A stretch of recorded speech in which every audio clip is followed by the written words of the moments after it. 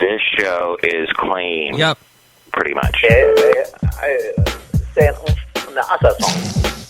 Mike's Daily Podcast. Episode 705. Hello, it's Mike Matthews broadcasting from the last place on earth, located somewhere in Podcastro Valley, California. Today, Benita, the Disgruntled Fiddle Player, the Brewmaster, plus it's the finale of my Into an Interview with country music singer HICKS. And he's from Sweden. And what a country music legend has decided to hang up his hat. Mike's Daily Podcast. Yes, that news came out today, and I'll tell you a little bit more about that. Mike's Daily Podcast. And on yesterday's show, Madame Rootabega. Oh, no, that was the show before. I don't drive a Vega. What? Shelley and I sang a Survivor song together yesterday. It was beautiful. You should have listened. You can go back and listen to it anyway. It's the wonders that is the podcast. Mike's Daily Podcast. A Vega. A Vega is a car, isn't it? I don't know anything about cars, I must admit. Mike's That Daily I Podcast. don't. Although just now, I was cleaning the heck out of my car because I was trying to clean up all the Basil the Boxer residue, slobber, hair, etc. I don't need to go into specifics, although I just did. So today's show is sort of country themed, as was yesterday's show, and I noticed in my latest Rolling Stone that it is also country themed. Of course, that might be because of the CMAs this past week, CMA Music Fest, and there is a lovely picture of Miranda Lambert on the cover in little Daisy Dukes and wearing a white tank top. Lovely.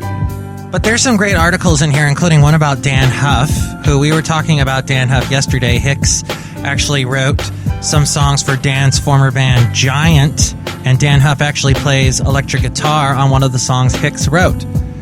So that's a connection there. But I love this one article here. It's called The New Stetsons, and it's talking about the kind of hat wear that country music singers are wearing these days, including the trucker. Dierks Bentley is wearing that. Like a cowboy hat in reverse, or a trucker hat. The Fidel, which looks like that hat that Fidel Castro wore. I guess Jared Neiman wears it. The beanie, Zach Brown wears that, even though a lot of people in Nashville think it looks bad. The ball cap, of course, everybody is still wearing that, all the country music singers. And then the commando refers to those that don't wear country cowboy hats, and that would be like Darius Rucker. He doesn't wear one, and he shows off his nice bald head. Good for you, Darius. Us bald guys need to stick together. And Chris Young, he has a nice head of hair and never wears a cowboy hat. So I thought that was funny. And then this other article talks about if you want to write a country song, so you want to be a country rock and roll star, this is the country song, what you have to have. There are 7 things.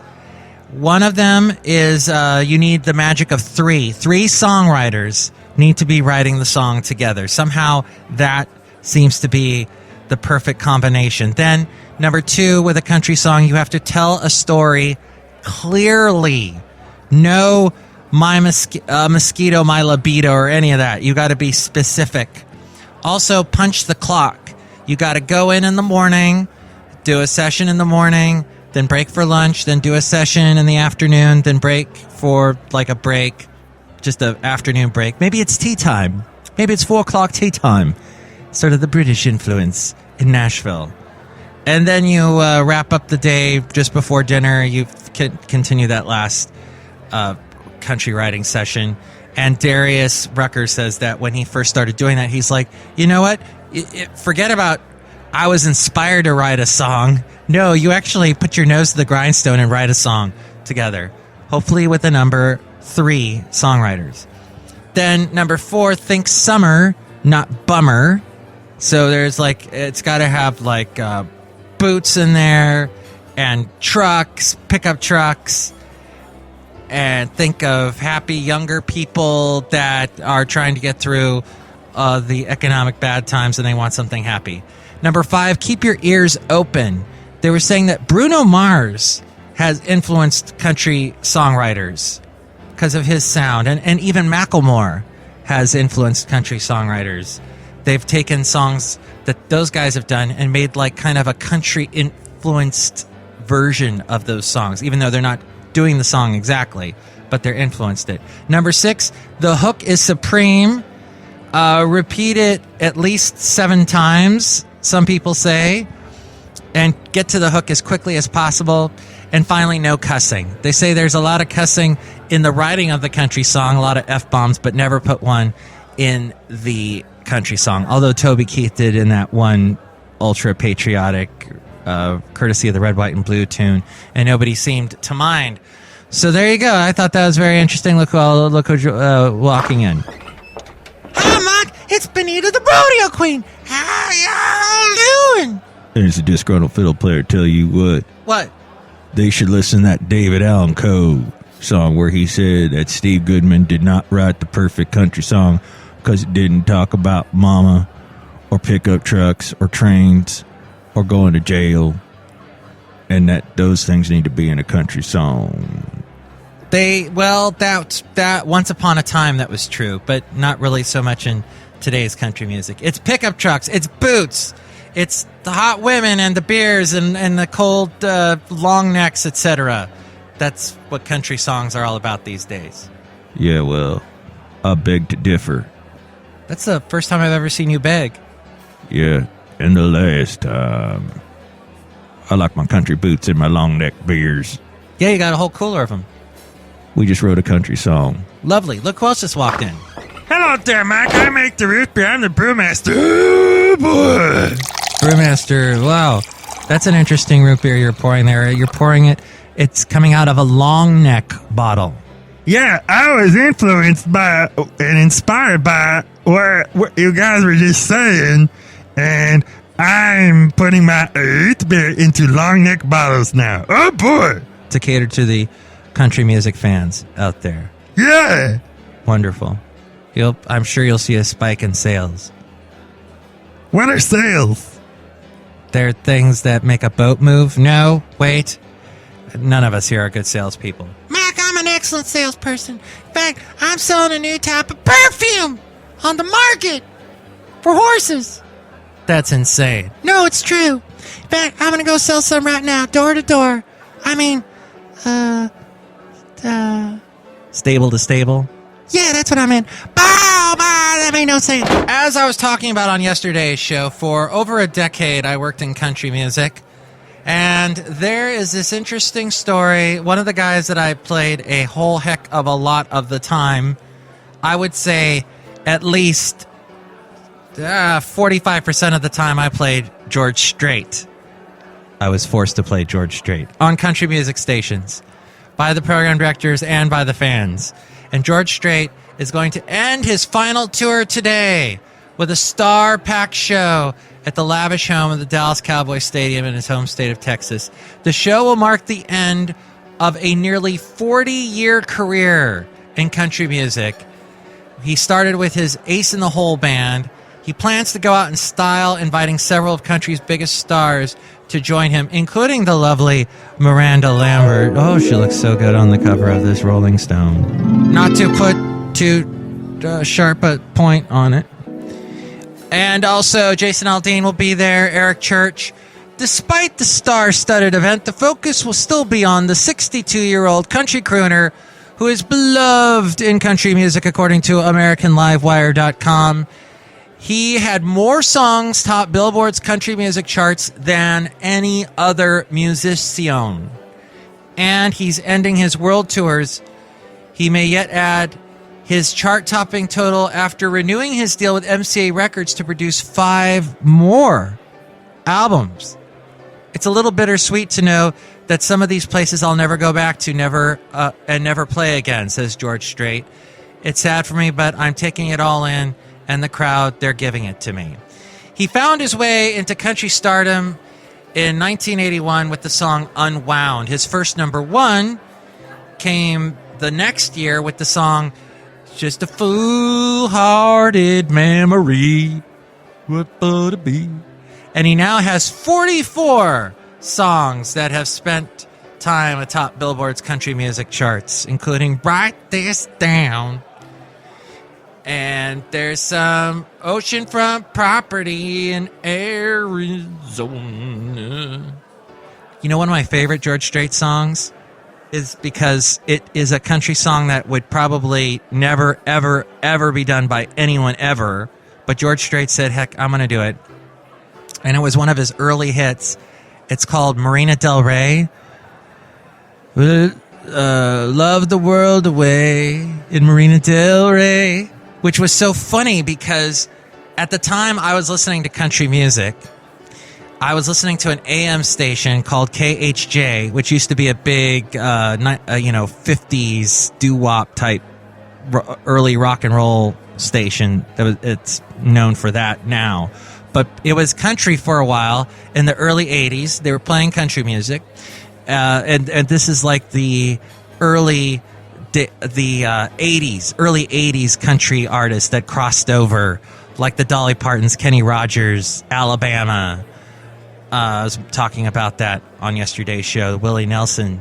And then George Strait comes along, and he has this song called Marina Del Rey, and I would be listening to this country station in my mom's car as we drove from the San Fernando Valley to Marina Del Rey. We used to go there to the beach there. My mom used to love... She still goes to the beach all the time, and now she's in Florida. She goes to Daytona Beach. But back then, we were driving out there, and I was a kid, and we were listening to country music in her little VW Dasher, and that was where we would go, Marina Del Rey. And then there was a country song about Marina Del Rey as we were driving out there. It was fitting, and she'll always be a wonderful memory for me. And that's how I got into country music. Not living in Texas or in the South, although, like I said yesterday, I did live in Alabama for 2 years, running a country station. But I got into country living in California, of all places, Southern California. Southern, hey. So I kind of was in the South. But what do you think of country music? What do you think? How did you discover it? Were you in the South or Texas or one of your more... well-known sort of country states? Or were you somewhere else and did you get into George Strait? Email me, mikesdailypodcast@gmail.com. We read your comments on the section emails from email. Also email me there if you'd like to be a guest on the show or if you'd like to sponsor the show. mikesdailypodcast@gmail.com. There's also links to... the website, mikesdailypodcast.com. Go there to find links to where to download this show and listen to the show in iTunes. And if you do that, comment and rate the show there so more people find out about us. There's also where to find us on Facebook. Like the Facebook page, and when I post a new show, share it with your friends so more people find out about us. We're also on YouTube, SoundCloud, Spreaker, Stitcher, Mixcloud, Yelp, Tumblr, Twitter. There's the Amazon deal of the day. Click on that and buy something there at mikesdailypodcast.com. That helps us out, and you get a discount on whatever it is they got a deal on. There's also the blog and the daily podcast picture.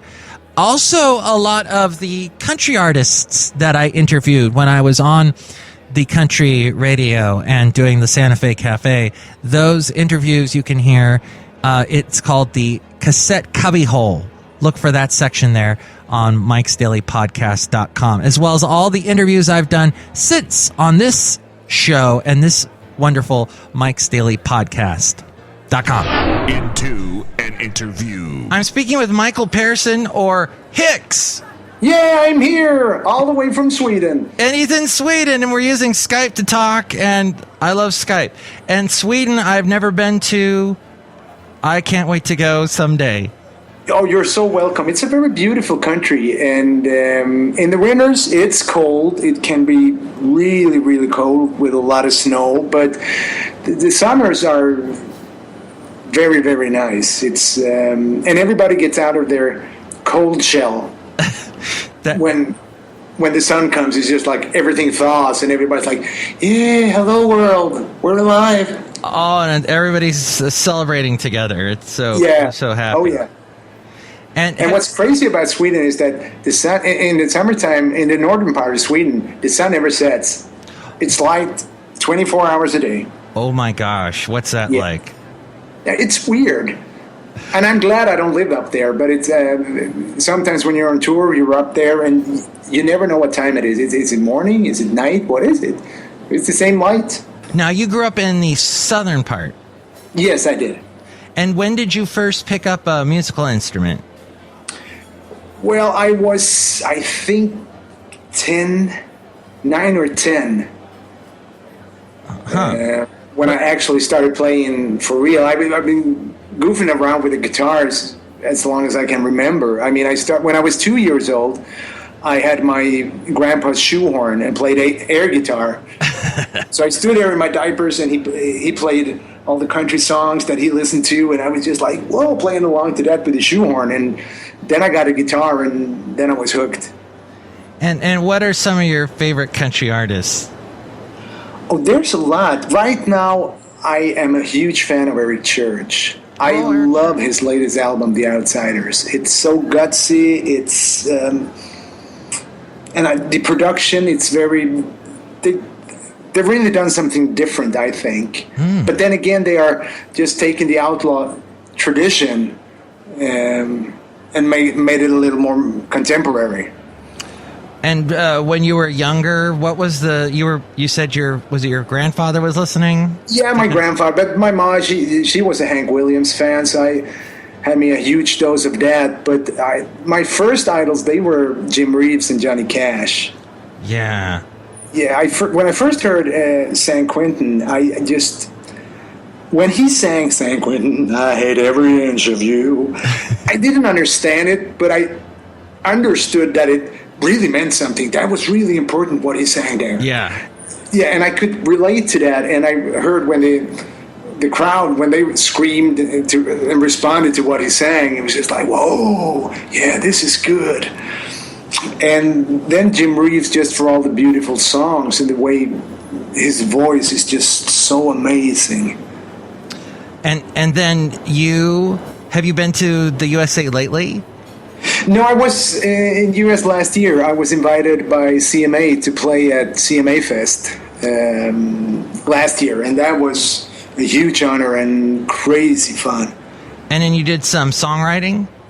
I've done some songwriting over there. I wrote songs with Dennis Morgan and Anthony Smith, Dallas Rogers and Sharon Vaughn. I really blessed there to hook up with some of Nashville legends. I mean, I don't know if you know Randy Goodrum. Oh, he wrote a lot of songs for Toto. As soon as my heart stops breaking, anticipating. He wrote that for Toto, and he's been writing a lot of songs. So I got to write with him, and yeah, it's just. I'm really a blessed guy, luckiest guy in the world. As soon as forever is through, I'll be over you. Over you. Yep. That's awesome. Wow. Yeah, I wish I wrote that song. That's an amazing song. Yeah, and Michael McDonald sings with them on that. Exactly. His backing vocals there, they are just incredible. Little Michael McDonald.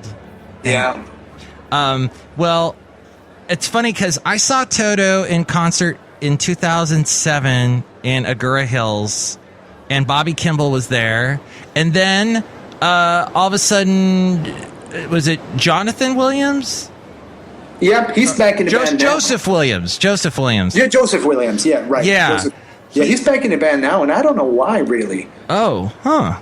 Yeah, I asked Bobby about it when I met him, and, well, he said him and Steve Lukather had some issues, and he didn't go into what it was, but he said, we're all right now, we're all good, but it's better that he plays with Toto, and I just play with myself and play with myself. That was funny. Well, that happened. But, I met Steve Lukather after a Toto concert in the 90s, and he was just kind of walking around after the show, and I told him there was a song they did called Anna that I really liked. And he was like, yeah. Oh, yeah. And he's like, thanks, man. And that was it. That was our conversation. And I think there were some hot women that he wanted to talk to, so I got out of the way. Yeah, probably. But it's amazing all the stuff he's played on in Toto.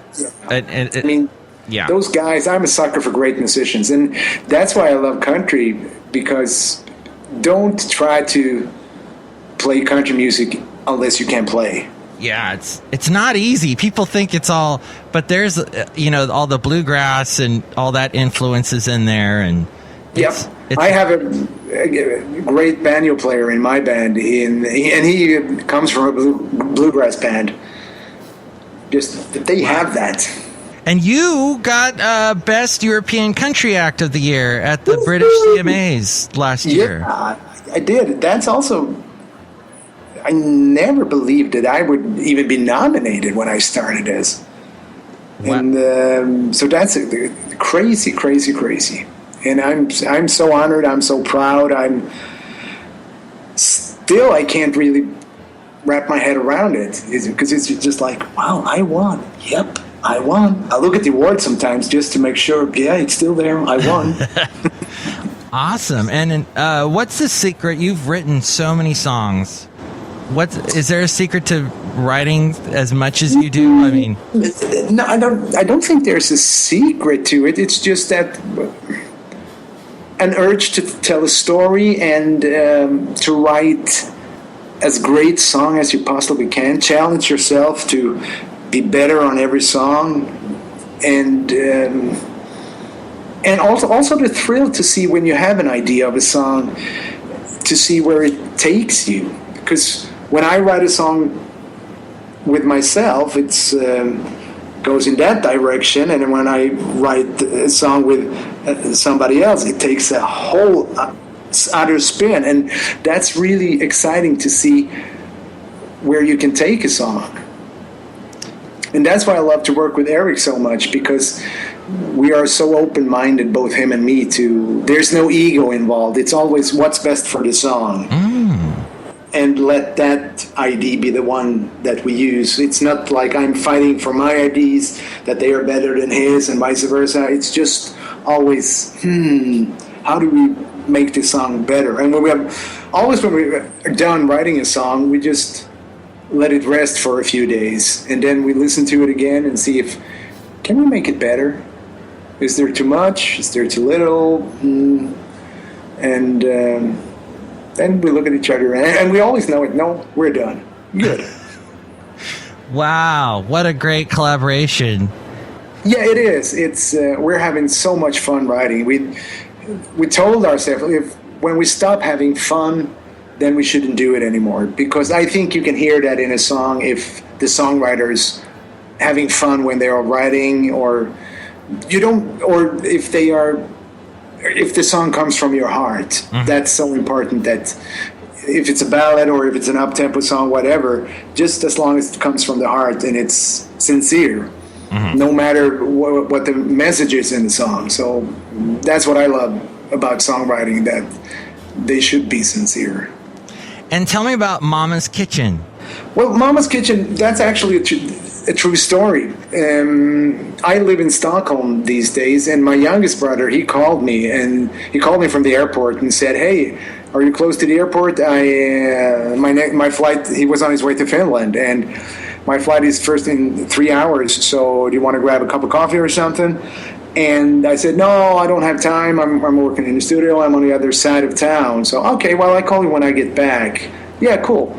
And a few hours later, he called and he said, "Oh, we have to skip. We can't meet up today. I had to go to Brussels in Belgium." Okay. And just a half hour after that, my other brother called me from Copenhagen in Denmark, where he's working.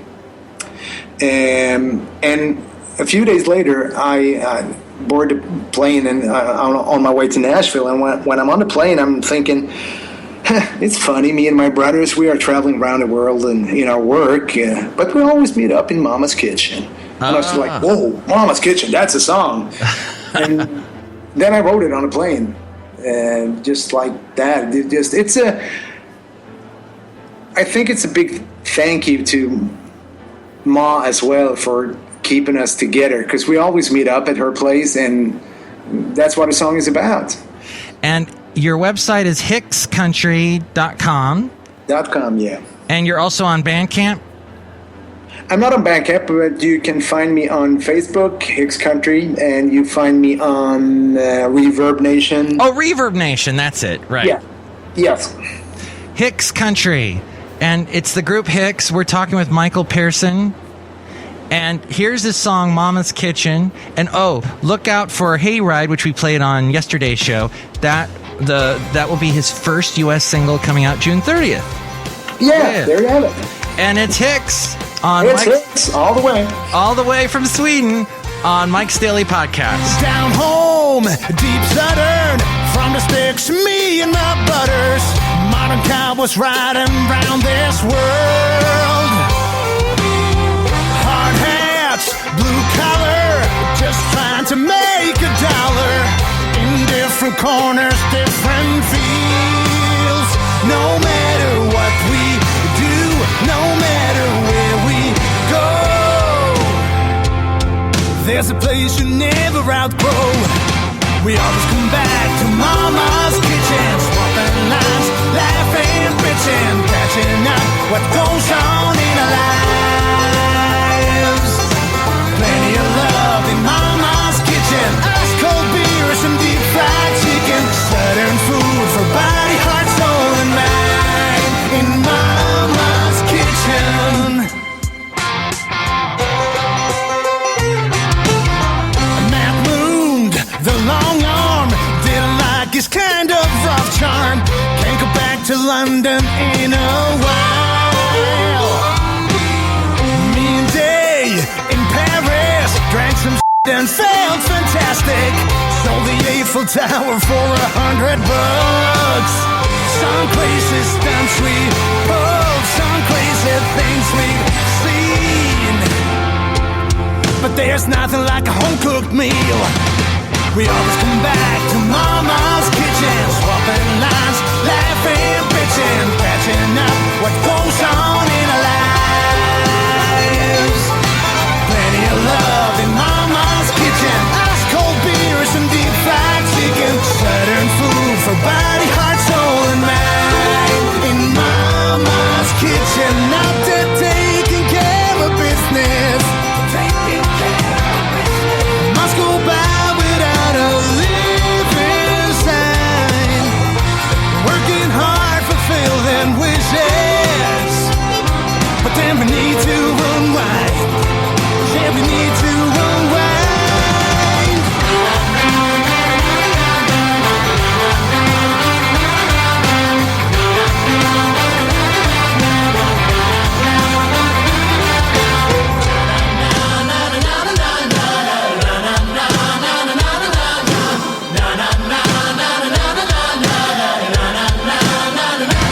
Yeah, we always come back to Mama's kitchen, swapping lines and laughing, bitching, catching up what goes on in our lives. Plenty of love in Mama's kitchen, ice cold beer, some deep fried chicken, southern food for body, heart, soul, and mind in Mama's kitchen.